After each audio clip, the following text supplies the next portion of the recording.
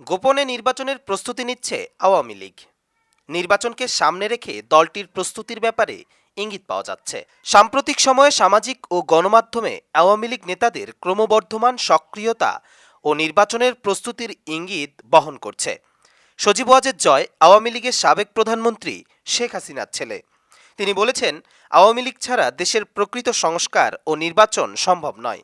তার এই বক্তব্য থেকে ধারণা করা যায় দলটি আসন্ন নির্বাচনের জন্য প্রস্তুতি নিচ্ছে। যদিও আওয়ামী লীগের কিছু শীর্ষ নেতা কারাগারে বা দেশের বাইরে রয়েছেন, জয় নির্বাচনকে সামনে রেখে দলটির প্রস্তুতির ব্যাপারে ইঙ্গিত দিয়েছেন।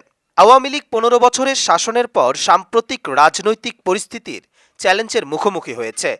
ছাত্র জনতার আন্দোলন ও অন্যান্য প্রতিকূল পরিস্থিতি দলটিকে কিছুটা স্থবির করেছিল। তবে সাম্প্রতিক সময়ে দলটি সামাজিক মাধ্যমে ও নানা ক্ষেত্রে সক্রিয় হয়ে উঠেছে। এদিকে আওয়ামী লীগকে নির্বাচনে অংশগ্রহণ থেকে ১০ বছরের জন্য বিরত রাখার প্রস্তাবও উত্থাপিত হয়েছে, যা নিয়ে দলটির নেতারা তীব্র প্রতিক্রিয়া ব্যক্ত করেছেন।